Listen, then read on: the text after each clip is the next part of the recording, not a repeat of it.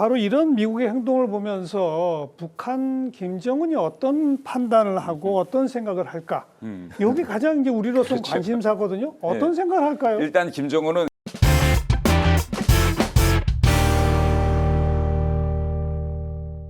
연초에 세상을 깜짝 놀라게 한 게 미국이 베네수엘라 대통령을 전격적으로 체포해 간 거예요.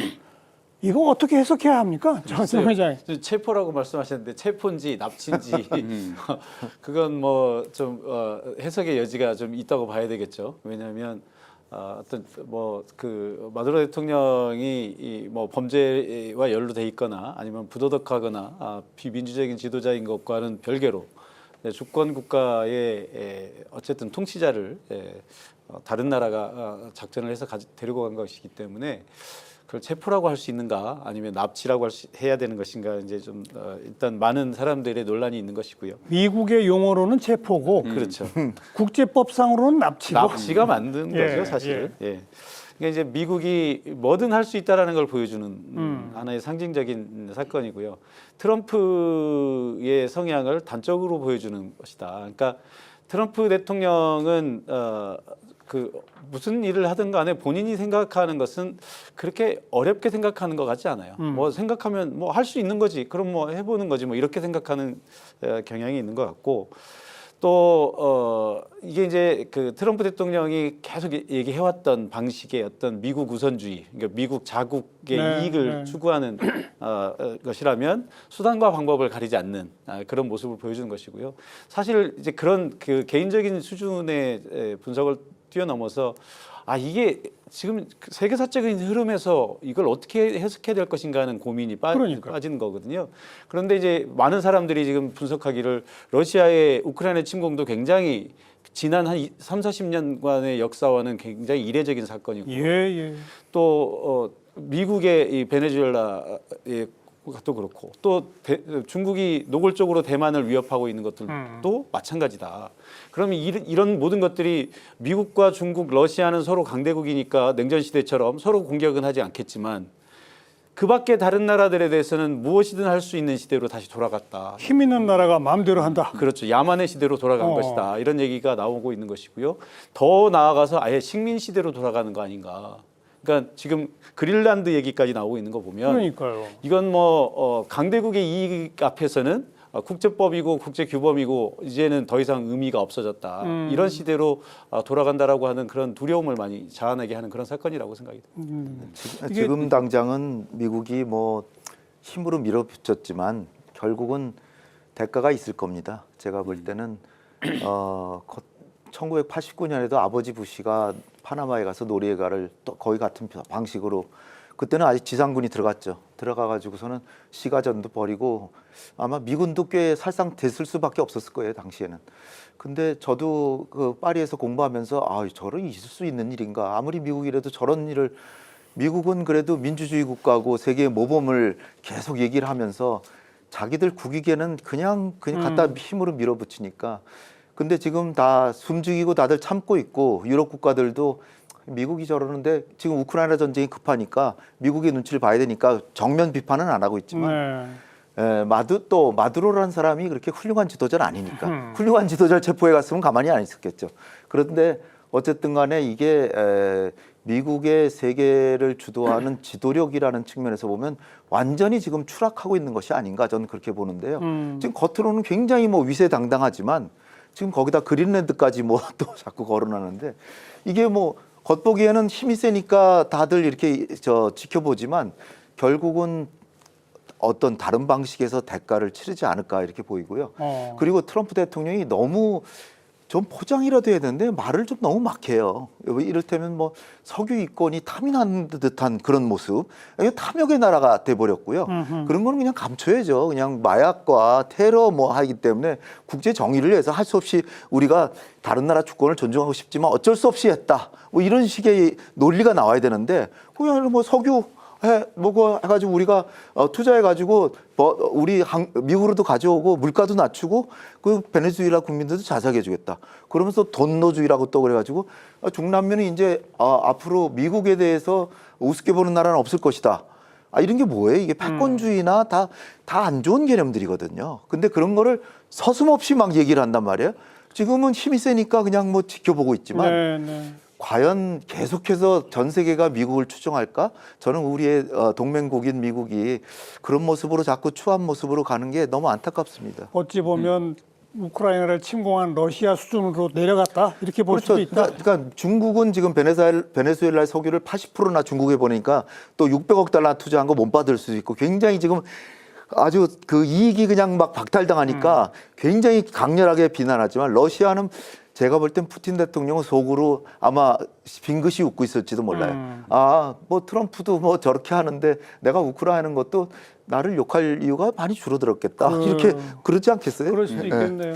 제가 중시해 본 측면은 뭔가면 이 2차 세계대전 이후의 국제 질서를 결국은 미국이 세운 겁니다. 예. 그때 미국이 유엔이라는 기구를 만들면서 결국은 법과 제도에 기반한 국제 질서를 만들자. 이래서 미국이 만드는 질서가 지금까지 유지되어 왔는데 이번에 이제 마두로 대통령 체포 이 전 과정을 보면 대단히 법률적으로 제도적으로 짜고 들었습니다. 일단 기소를 했고 마두로 대통령을 그다음에 영장을 발부하고 미국 법원이 발부한 영장을 가지고 무력이 들어가서 마두로 대통령을 체포하는데 그때 뭐 베네수엘라 대통령이라고 안 하고 범죄 수괴, 마약 뭐 범죄 수괴를 체포해 오는 것처럼 이제 포장했거든요. 예. 그다음에 이 문제를 유엔에서 다루니 트럼프 대통령이 유엔 산하 기구들에게 내는 미국 해비를 당장 중지하는 또 명령서에 또 서명하고 그래서 향후 제가 보는 건 이렇습니다. 그러면 트럼프 대통령이 앞으로 임기가 끝나면 이것이 다시 뒤집어질까 미국이 원래 미국이 이야기하던 그런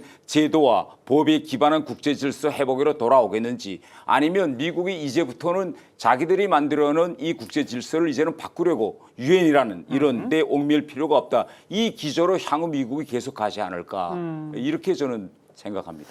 예, 베네수엘라의 마두로 대통령 압송하는 것은요, 2024년, 그러니까 작년도 12월 4일 날 미국이 발표한 내셔널 시큐리티 스트래테지라고는 전략 보고서 거기에 이미 나와 있다라고 해도 과언이 아니에요. 거기에 보면 트럼프 코룰러리라고 하는 단어가 등장을 하는데요. 사실상 트럼프 코룰러리라고 하는 것이 미국의 5대 대통령 몰로주의 더하기 그다음에 이제 이 트럼프 대통령이 주장하는 미국 국가 이익 우선주의 이것이 결합된 거라고 보거든요.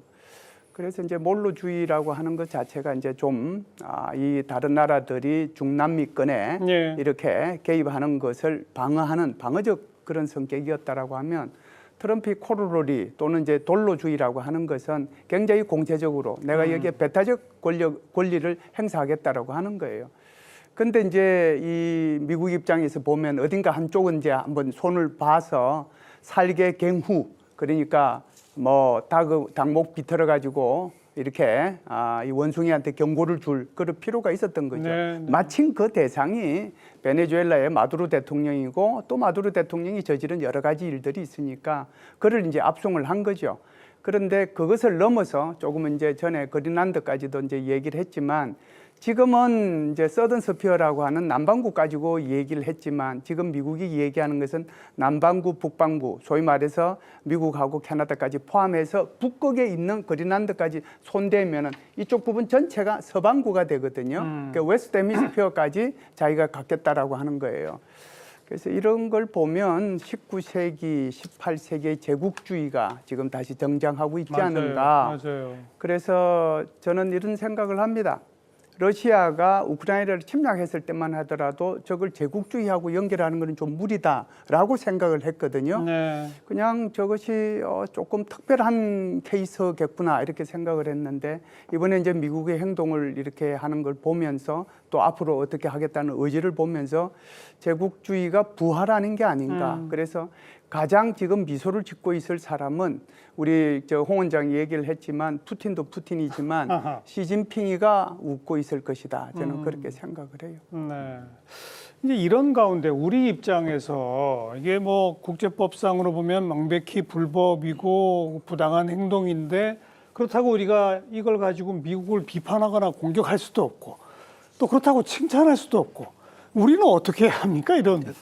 지금 중일 간에 갈등이 있다라고 해서 우리가 시진핑이 아무리 중국 편을 들라 그래도 우린 중국 편이라고 할 수 없듯이 예. 우리나라뿐 아니라 유럽의 마크롱 대통령 같이 프랑스 정도면은 안보리 상임이사국이잖아요. 그런데도 이 트럼프 대통령이 마두로 체포를 어떻게 생각하냐 그랬더니 오늘 회의랑 상관없으니까 노 코멘트 이렇게. 그러니까 말을 안 프랑스 해. 같은 나라 말하기 좋아하는데도 예. 그 하물며 프랑스 같은 나라도 그러는데 우리가 굳이 미국을 비난할 필요는 없죠. 근데 우리도 민주당 의원들 이렇게 모여가지고서는 성명도 내고. 성명도 내고 했다. 그건 뭐 의회니까.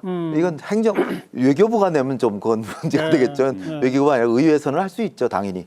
그러니까 우리의 어떻게 보면 민주적인 생각을 하는 지식인들이라든지 예. 이런 사람들은 뭐 충분히 비난 공동 성명도 낼 수 있고 민간인들은 그런데 그러나 정부는 정부 차원에서는 가만히 굳이 그럴 필요가 없죠. 우리 지금 미국한테 신세져야 돼. 그 트럼프 당장에 김정은 만나게 해야 될 거 아니에요. 알겠습니다. 지금. 아니요, 외교부 대변인이 이미 발표를 했어요. 그 발표한 내용이 베네수엘라가 빨리 안정되기를 바란다. 그 정도도 그러니까 그거는 아주 명확하게 냈어요. 그거는 미국을 비난한 거하고는 아무 상관이 없어요. 얘기할 게 민주주의가 없어요. 회복되기를 바랍니다. 예. 자, 그런데 바로 이런 미국의 행동을 보면서 북한 김정은이 어떤 판단을 하고 어떤 생각을 할까?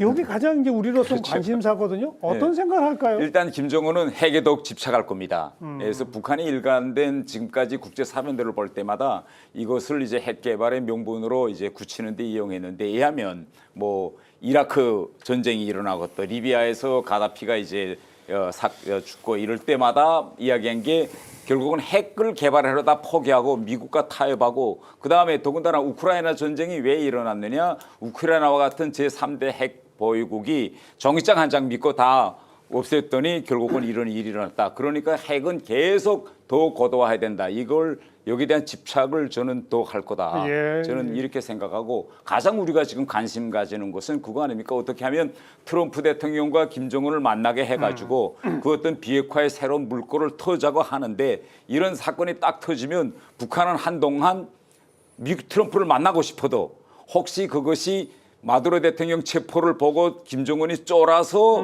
미국의 정상회담제에 응하는 거로 보여줄 수 있기 때문에 예. 한동안은 아무리 미국이 만나자고 콜을 보내고 제안해도 북한은 거기에서 일정한 거리를 두고 나타나지 않을 겁니다. 그래요. 네.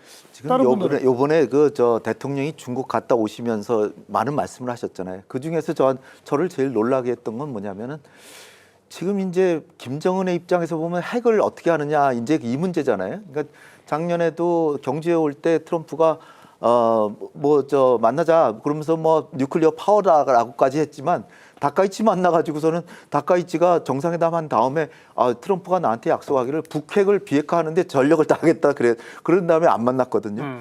그런데 상황이 트럼프는 지금 다시 또 만나려고 그러니까 지금 김정은의 메시지는 분명하거든요. 트럼프가 비핵화를 의제로 삼으면 안 만나겠다. 그러니까 트럼프는 의제로 삼으려고 안 할 가능성이 커요. 근데 대통령이 지금 시진핑을 만나서 보니까 그러고 와서 대통령이 하시는 말씀에서 저는 이게 좀 분위기가 좀 다르구나 하는 게 시진핑의 얘기를 듣고 대통령이 하시는 말씀이 지금 김정은이라면은 비핵화를 하려고 하겠냐 그런 얘기를 거꾸로 우리 대통령이 하시더라고요. 그래서 지금 김정은한테 우리가 기대할 수 있는 건 시진핑과의 얘기의 결과로 우리가 기대할 수 있는 거는 결국 동결 또는 중단이다. 중단을 해도 인센티브를 줄 수 있다는 거의 여부가 트럼프와 김정은의 만남의 결정적인 관건이 될 것이다. 그런 식의 말씀을 하셨다. 예, 예. 거기다 러시아는 지금 북한이 핵을 가졌다고 인정하는 것이고 그러니까 우리 정부까지도 대통령이 그 정도 얘기를 했다 그러면 제가 볼 때는 느껴지는 게 한 4월쯤에 비핵화 의제 없이 김정은과 트럼프가 만날 수 있을 것 같은 그런 생각이 들어요. 그런데 비핵화는 없지만 중단 정도는 할 수 있고 제재를 몇 개 완화해주고 하는 그런 교환이 될 수 있을 것 같은데 이거는 대한민국 내부에서 그런 상황은 절대로 안 된다라고 하는 사람들이 있을 거란 말이죠. 예. 저는 그게 한번 잘 생각해 보시고 진짜로 이렇게 계속 북이 핵을 고도화해가는 걸 그냥 구경만 할 것이냐 아니면 지금이라도 중단이라도 시키는 게 우리한테 이익이 될 것이냐 한번 잘 생각해 보시라고 시청자들께 한번 질문을 드리는 그러니까 겁니다. 돌이켜 보면 그 하노이에서 중단하는 걸로도 일부 경제 제재를 해제하는 것이 북한의 요구였는데 네. 미국이 그걸 거부해서 깨졌던 거 아닙니까? 그렇죠. 그런데 지금은 이제 우리 정부도 미국도 그럴 의향이 있다는 제스처까지로 가고 있는 거잖아요. 그때는 심각한 중단만이 아니라 영변 핵시설을 폐기하는 것까지 그러니까요. 들어요. 예. 근데 그건 지금 얘기가 아니고 그냥 중단만 그냥 해도 중단만 제재를 해도. 몇 개 해제해 준다. 그것이 교환될 수 있는 그러니까요. 가능성을 제가 보고 놀랐다. 그렇게 상당한 변화된 입장을 이미 북한에 전달한 거거든요. 근데 아직은 북한이 응답이 없는 거죠. 그때와 지금은 상황이 다르죠. 북한 입장에서 보면 아니 자기들이 라이트급 체급일 때와 헤비급이 됐는데 똑같이 대우를 한다고 하면 그렇게 응할 이유가 없죠. 그리고 이제 다들 말씀하셨습니다만 주변 여건이 많이 변했잖아요. 그러니까 저는 이제 그 김일성과 김정일, 김정은이 물론 혈연 관계의 뭐 손자, 아버지, 아들이지만 다 다르다고 봅니다. 그러니까 김일성은 어찌 됐든 뭐 6.25를 일으킨 뭐 원흉이고 이렇게 하지만 어쨌든 자기가 분단을 경험한 사람이잖아요. 그러니까 뭐 자기가 잘했고 잘못했고 걸 떠나서 통일이 돼야 된다는 당위를 가지고 있었던 사람이고 김정일은 그보다는 좀 덜하겠죠. 그렇지만 여전히 이 통일에 대한 어떤 감상적인 민족주의 이런 게 있었다면 김정은은 그런 것을 경험해보지도 못했고 또 외국에서 자랐잖아요. 그러니까 이게 그 통일이라고 하는 것이 마치 우리나라의 지금 젊은 세대들이 통일에 대해서 관심 없듯이. 무관심하듯이 김정은은 당연히 그럴 수밖에 없다고 봅니다. 근데 김정은이라고 한다면 우리가 김정은의 머릿속에 들어가 생각을 한다면 아니 북한이란 체제를 유지하고 싶을 게 일본 아니겠습니까? 트럼프가 저렇게 하듯이 똑같은 물론이죠. 거죠. 예.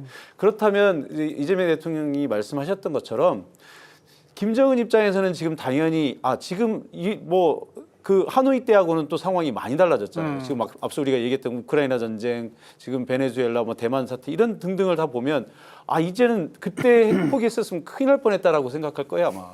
그러면 당연히 지금은 우리가 이제 우리 홍 박사님 말씀하셨던 것처럼 계속 이런 식으로 가면 북한은 핵을 더 강화하겠죠. 예, 그렇게 할 수밖에 없는 거 아니겠습니까? 그러니까 지금 우리는 또 우리의 이익에서 본다면 김정은은 분명히 이익을 볼 것인데 자기가 이 체제를 어떻게 공고히 유지할 것인가를 볼 것인데 김정은은 지금 이렇게 생각할 겁니다. 핵을 포기하는 것은 당연히 안 되는 것이고 혹시라도 남한과 교류하다가 저 자본주의 문화가 들어와서 우리가 스스로 붕괴된 거 아닐까라는 생각까지 이미 저는 갔다고 봅니다. 그러니까 적대적 두 국가론을 펴는 거 아닙니까? 그렇습니다. 그러니까 과거처럼 똑같은 셈법을 가지고 북한한테 접근하자고 하면 알겠어요. 북한이 나올 리가 없는 거죠. 그럼 지금 홍 박사 표현하신 그냥 중단만 해도 일부 제재를 해제하는 카드에 대해서 태희는 어떻게 보세요? 그 문제가 아주 큰 쟁점인데 그러니까요. 여기서 핵심은 뭔가면 그러면 중단에 인센티브를 주자는 거 아닙니까? 제재 해제도 예, 하고 뭐 경제적으로 금융기회도 복귀시키고 그러면 북한이 실제 중단했다라는 개념을 어떻게 정립하겠느냐 이게 핵심 어떻게 사항입니다. 또 확인하느냐? 예. 왜냐하면 2018년 4.27 판문점 선언 이후에 북한이 이제 핵실험도 안 하고 이렇게 돼서 이것을 뭐 그때 다 폭파하지 않았습니까? 핵실험장.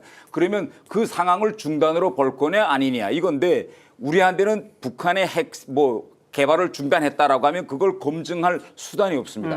그러니까 본인이 이제부터는 안 할게요. 그럼 뭘 중단으로 정립할 건지 이게 가장 큰 핵심입니다. 예. 두 번째는 그 이후에 하노이 회담이 결렬되니 김정은이가 공식 연설에서 뭐라고 말했는가 하면 내가 4.27 판문점 선언도 했고 싱가포르 정상회담도 했지만 핵 개발을 중단한 적은 한순간도 없었다. 이렇게 당 전원에서 얘기를 했거든요. 그러니까 그러면 아니 판문점 선언 때 얘기한 건 뭐고 싱가포르 공동성명에서 얘기한 건 뭐냐. 그러니까 이게 헷갈리는 겁니다. 도대체 무엇이 중단인지. 네. 중단했다라고 이야기한 걸 어떻게 검증하겠는지. 그러니까 여기에 대한 방안이 없기 때문에 그 중단을 뭘로 믿고 인센티브를 주겠는지. 이게 뭐가 있습니까? 근데 똑같은 게요. 싱가포르 합의에서 미국도 뭐 관계 정상화하고 한반도 평화체제 수립한다라고 해놓고 아무 조치를 한 게 없거든요. 김정은도 뒤늦게 와서 생각해 보니까 이거 뭐 저 한미연합훈련도 안 한다 그러고 계속 하고 그러니까 트럼프 대통령은 식은 죽 먹듯이 그냥 계속 약속한 걸 안 지키는데 나만 지키냐 네, 그런 네. 생각이 들 사실 법하죠. 거기 그렇게 그러니까 이를테면 핵을 중단한다 그러면 사실은 사찰이 필요하죠. 해야죠. 사찰을 필요한데 사찰을 해서 그걸 확실히만 보여준다 그러면 제재를 뭐 다는 아니더라도 몇 개를 해제시켜주고 그 다음에 이제 김정은이 아마 마음속으로는 갈마지구에 지금 엄청나게 만 개 이상의 저 방을 다 마련해 놨잖아요. 근데 1년에 관광객이 가봐야 1,000명도 안 가니 이거 하루에 10,000명이 들어야 되는데 그러니까 관광객을 우리가 지금 정부에서 나오는 얘기도 중국 관광객이 한국에 와서 원산을 방문하겠다고 하는 거 아마 대통령이 시진핑 주석한테도 얘기했었을 가능성이 있고 그다음에 이제 우리 경원선을 깔면 경원선을 지금 저 원산까지 가는데 이게 6개월 내에 원산까지 철도로 연결할 수 있답니다. 그러니까 서울에서 기차 타고 원산을 갈 수도 있는 거거든요. 그러니까 우리 남한의 지금 주민들이 못 가더라도 이를테면 재미동포들이 이산가족 상봉을 갈마지구 원산에 가서 재미동포들이 북한에 있는 자기 가족을 만난다든지 그런 것부터 시작을 해서 아니면 중국 사람들 와서 간다든지 알겠습니다. 뭐 이런 거 여러 가지 또 하나는 철도를 옛날부터 나왔지만 서울에서부터 신의주 거쳐서 베이징 가는 철도를 깐다든지 그러니까 뭐 아무튼 그 이런 것들도 중단 그리고 그곳의 사찰 그리고 그에 따른 일부 제재 해제 및 뭐 관광산업 그다음에 등등 의료 지원 지금 병원 많이 만들잖아요. 그러니까 근데 의료품이 없어요. 이런 것들이 앞으로 논의해야 할 거리다. 이제 그 말씀을 해주신 건데, 아까 때 태영호 전 의원께서는 이 베네수엘라 사태 때문에 상당 기간 김정은은 트럼프를 안 만나려고 할 거다라고 하셨고, 홍현익 박사는 4월 정도 트럼프의 방중을 계기로 만날 가능성이 크다라고 보셨는데, 저는 우리 김 박사님은 어떻게 정리해요? 네, 지금은 이제 이게 뭐 미국 정상회담의 가능성 가지고 얘기하다가 지금 저기 산으로 올라갔다가 다시 내려왔는데 저는 좀 이제 다른 방향에서 다른 변수 가지고 한번 설명을 해보겠습니다.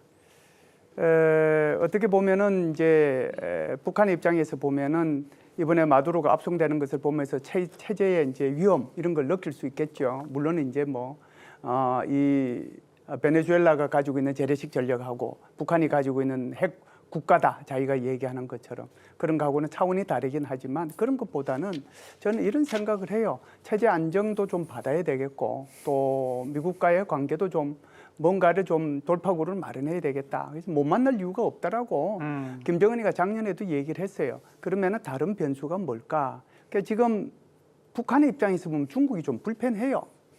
이게 뭐 아까도 제가 잠시 말씀을 드렸지만은 저쪽에는 자기한테는 리창 총리 보내고 여기는 시진핑 주석 오고 또 2달도 안 돼서 또 만나고. 자, 그렇다라고 하면은 중국과 한국 사이가 너무 가까워지는 거 아니야?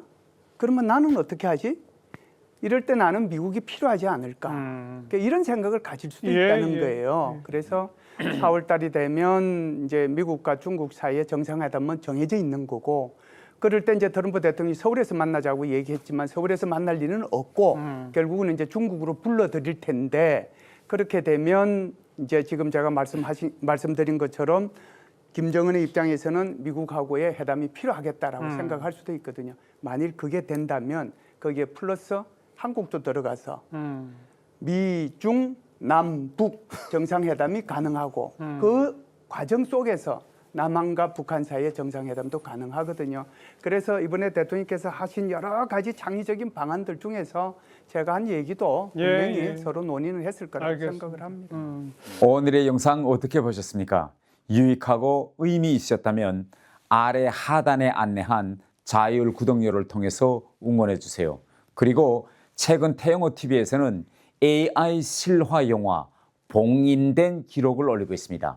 이 영화에는 제가 북한 체제의 핵심부에서 직접 보고 듣고 겪었던 수많은 실제 사건들과 당시 그 순간순간 제가 내려야 했던 판단과 선택 그리고 그 당시 분위기를 영화적 서사로 재구성했습니다. 기획부터 이미지, 영상, 편집까지 모든 제작 과정이 AI 인공지능으로 완성됩니다. 그러다 나니 제작진의 노력과 제작 비용이 들어가는데요. 그래서 한 달에 여러분의 커피 한 잔 정도의 유튜브 멤버십 회원 전용 콘텐츠로 공개하고 있습니다. AI 영화를 시청하고 싶으신 분들은 매월 커피 한 잔 정도의 멤버십을 통해 응원해 주시길 바랍니다. 감사합니다.